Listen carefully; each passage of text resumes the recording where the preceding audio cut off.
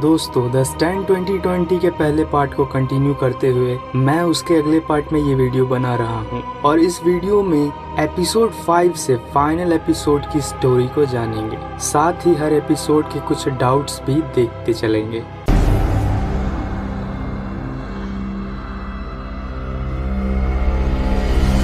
Episode 5। Diana को dark man के लोग यानी लॉयड ढूंढ निकालते हैं और उसे बहला फुसला कर अपने साथ ले जाते हैं। टॉम भी डार्क मैन के पेंट हाउस पहुंच जाता है और उसे वहां डेड बॉडीज को हटाने का काम मिल जाता है। इधर हैरोल्ड एंड नदीन वाइजैक के लाश को बेंच पर बिठा देते हैं। नदीन अपनी गन उसकी हथेली पर रख देती है ताकि सबको लगे वाइजैक का मर्डर नहीं, उसने खुद ही सुसाइड कर ली। बोल्डर के लीडर्स स्पाई भेज चुके होते हैं, जो बात मदर ए को अच्छी नहीं लगती क्योंकि डार्क मैन अपनी शक्तियों से सब कुछ देख सकता है और वो उन स्पाइस को भी देख चुका था। नदीन को लैरी के साथ वेट ड्रीम्स आते हैं। वहीं डार्क मैन अपीयर होता है और वो उसके पास पहुंच जाती है, जो नदीन से कहता है यू बिलोंग्स टू मी। अगली सुबह हैरोल्ड नदीन से नाराज होता क्योंकि उसने वाइजैक को मार दिया था और सिर्फ वाइजैक ही हैरोल्ड का फ्रेंड था, पर नदीन उसे किसी तरह फिर से मना लेती है। वहीं फ्रैनी भी हैरोल्ड को वाइजैक की मौत के लिए सॉरी कहती है और उसे रात को डिनर पर बुलाती है, जिसके बाद फ्रैनी लैरी के पास आती है और वो लैरी को हैरोल्ड के घर की तलाशी लेने को कहती है। नदीन को मदर ए से बात करने के बाद थोड़ा अजीब फील होता है, काइंड ऑफ पॉजिटिव। सो रात के वक्त जब हैरोल्ड फ्रैनी के घर डिनर के लिए आता है, फ्रैनी स्टू के वॉकी से लैरी को ये बात बता देती है एंड लैरी हैरोल्ड के घर जाने ही वाला होता है कि उसके घर नदीन आ जाती है, जो लैरी को सेक्स के लिए कहती है, लेकिन लैरी रिफ्यूज कर देता है। जिसके बाद वो हैरोल्ड के घर किचन के विंडो से घुस जाता है। बेसमेंट का दरवाजा बंद था और की ढूंढने के लिए वो बेडरूम में जाता है। वहाँ उसे ड्रॉवर्स में नदीन की एक टी शर्ट मिलती है। इधर हैरोल्ड फ्रैनी के बेडरूम में चुपचाप एक कैमरा लगा देता है और हैरोल्ड को पहले से ही ये बात पता होती है कि उसे डिनर के लिए इनवाइट करना एक ट्रैप है। हैरोल्ड फ्रैनी के घर से जल्दी निकल जाता है, जिसके बाद फ्रैनी ये बात लैरी को बता देती है। जाते वक्त लैरी कमरे में रखे शतरंज के प्यादों को गिरा देता है और पहले जैसा अरेंज नहीं कर पाता, जिससे हैरोल्ड को ये यकीन हो जाता है कि उसके घर कोई आया था। हैरोल्ड ने अपने घर पर भी कैमरा लगा रखा था। फुटेज से उसे पता चल जाता है कि लैरी उसके घर आया था।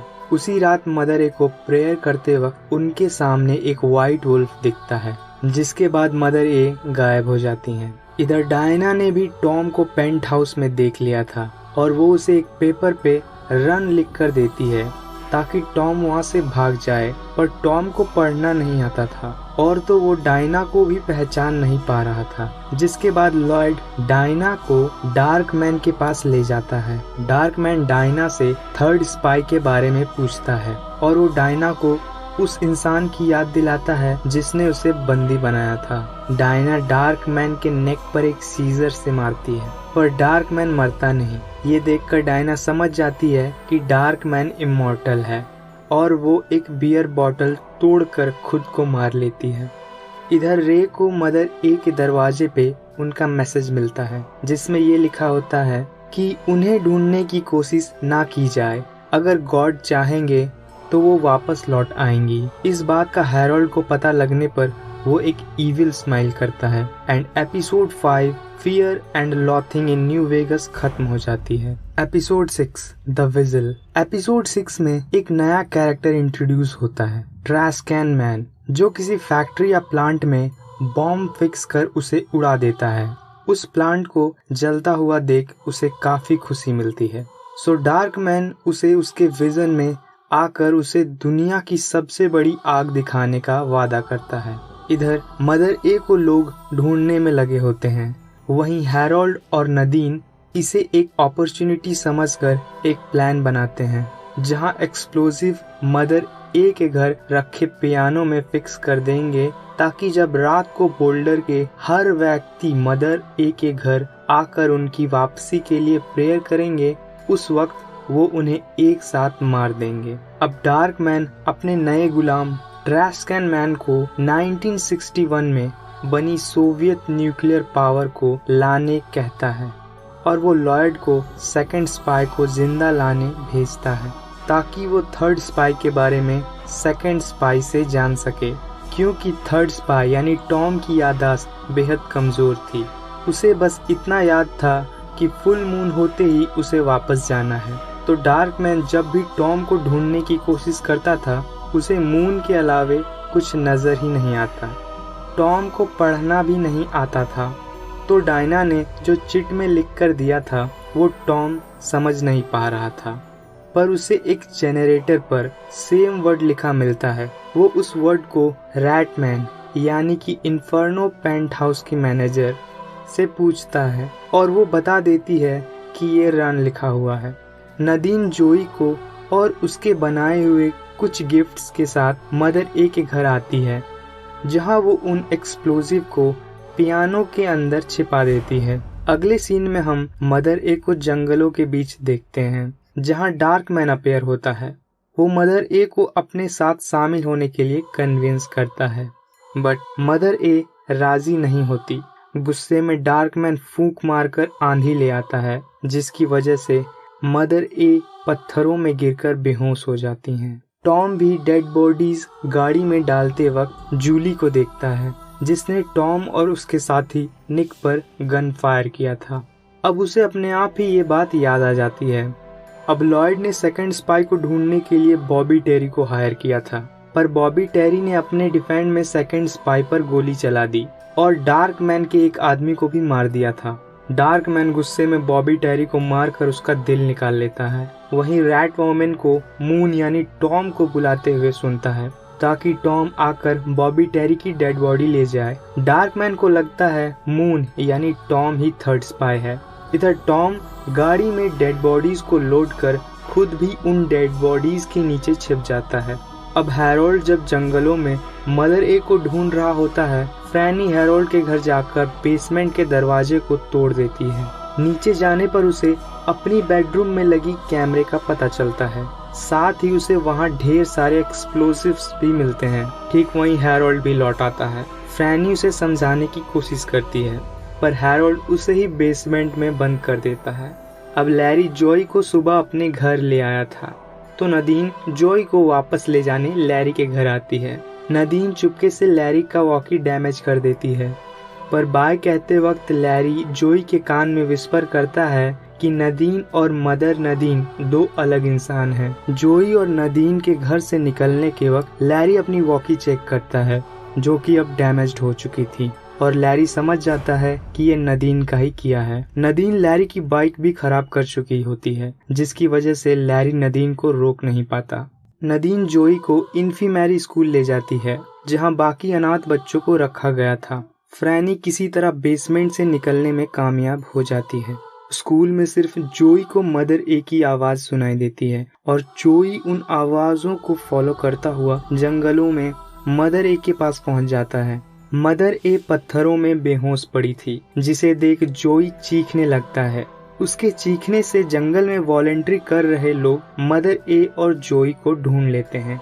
स्टू को भी मदर ए के मिलने का मैसेज वॉकी पर मिल जाता है और वो ये बात सारे लोगों को बता देता है, जिससे लोग अब घर से बाहर निकल जाते हैं। फ्रैनी भी वहां पहुंच जाती है और वो स्टू को बॉम्ब के बारे में बताती है। निक की नजर अचानक पियानो पर पड़ती है, जो बंद था, पर मदर ए उसे हमेशा खोल कर रखती थी।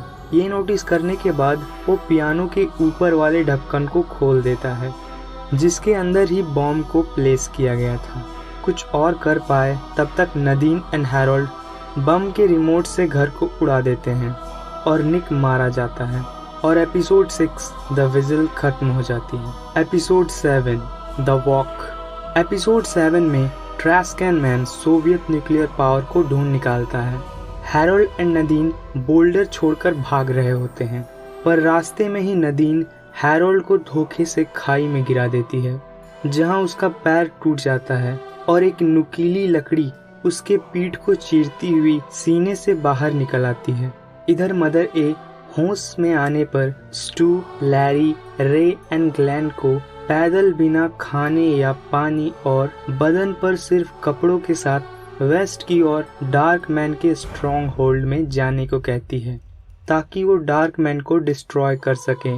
और वो ये भी कहती है कि उनमें से एक सफर के अंत को नहीं देख पाएगा, वो गिर जाएगा और मदर ए अपना दम तोड़ देती है। यहाँ से उनका सफर वेस्ट की ओर शुरू हो जाता है।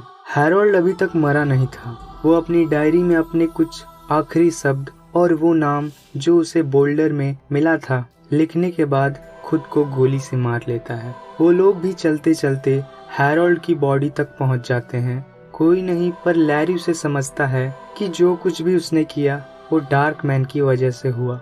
वो हैरोल्ड की लाश अपने जैकेट से कवर कर देता है जहां उसे हैरोल्ड की डायरी भी मिलती है। नदीन भी डार्क मैन के ट्रू फेस को तब देखती है जब डार्क मैन डेजर्ट में उसका रेप करता है। वो नदीन को अपनी वाइफ बना कर ले जाता है क्योंकि डार्क मैन को नदीन से एक बच्चा चाहिए था। सफर के बीच इन चारों को सड़क के बीचों बीच एक खाई मिलती है। 3 लोग तो उस खाई को पार कर लेते हैं पर दूसरी ओर खाई चढ़ते वक्त स्टू पत्थरों से गिर जाता है और उसकी एक टांग टूट जाती है। वो उन्हें वहीं छोड़कर जाने को कहता है क्योंकि मदर ए ने ये बात कही थी कि चारों में से कोई एक गिरेगा। स्टू मिशन का इंचार्ज लैरी को बनाता है और उसके बाद वो आगे निकल जाते हैं। कोजैक वापस स्टू के पास चला आता है। अब ग्लैन कोजैक को ढूंढ रहा होता है और तभी लॉयड वहां उन तीनों को पिकअप करने आता है। लॉयड उन्हें वेगस ले आता है जहां वो सड़कों में अजीब अजीब सी चीजें होते हुए देखते हैं जैसे कि लोगों को सड़क के डायवर्जन पर क्रूसीफाई कर देना इत्यादि। वो लोग डार्क मैन के पेंट हाउस में पहुंच जाते हैं जहां प्रेग्नेंट नदीन उनका वेलकम करती है। एपिसोड 8 द स्टैंड, जहां डार्क मैन के लोग लैरी, ग्लैन एंड रे को बंदी बना लेते हैं। स्टू भी अपने पेन को बर्दाश्त नहीं कर पा रहा था। वो ग्लैन की दी हुई सारी दवाइयां एक साथ लेना चाहता था जिसके बाद वो मर जाएगा और उसका दर्द भी खत्म हो जाएगा, पर कोजैक उसे ऐसा करने से रोक लेता है। डार्क मैन एक शो करवाता है ताकि वो लोगों को और डरा सके और ग्लैन, लैरी एंड रे को भी डरा कर अपनी टीम में शामिल कर ले, पर ग्लैन चुप नहीं बैठता। वो डार्क मैन के अगेंस्ट बोलकर लोगों के दिलों से थोड़ा डर कम करता है और लॉयड उसे गोली मार देता है, बावजूद इसके कि वो ऐसा नहीं करना चाहता था। और हम डार्क मैन की शक्तियों को घटते हुए देखते हैं, जिसके बाद लैरी एंड रे को किचन में रखा जाता है। नदीन लैरी से मिलने आती है जहां लैरी उसे समझाता है कि डार्क मैन उसे प्यार नहीं करता, बस उसका इस्तेमाल कर रहा है। वहीं नदीन को भी लेबर पेन स्टार्ट हो जाता है और लॉयड उसे डार्क मैन के पास ले आता है। नदीन रियलाइज करती है कि वो इस बच्चे को जन्म देने के बाद मर जाएगी। नदीन डार्क मैन के दिए हुए एमुलेट से विंडो का शीशा तोड़कर नीचे कूद जाती है और वो खुद को डार्क मैन के बच्चे के साथ मार देती है। इधर स्टू एंड कोजैक की ओर एक वुल्फ आता है। कोजैक उस वुल्फ को देखते ही उसे मारने चला जाता है। कोजैक एंड वुल्फ पत्थरों के पीछे काफी देर तक लड़ते हैं एंड कोजैक उस वुल्फ को मार कर आता है। लॉयड इस बात से परेशान होता है कि डार्क मैन उसे पनिश ना करे ग्लैन को मारने की वजह से, बट डार्क मैन लॉयड को पनिश नहीं करता। वो उसे एक और शो अरेंज करने को कहता है जहां वो लैरी एंड रे को टॉर्चर करे और लोग उसे देखकर डरे।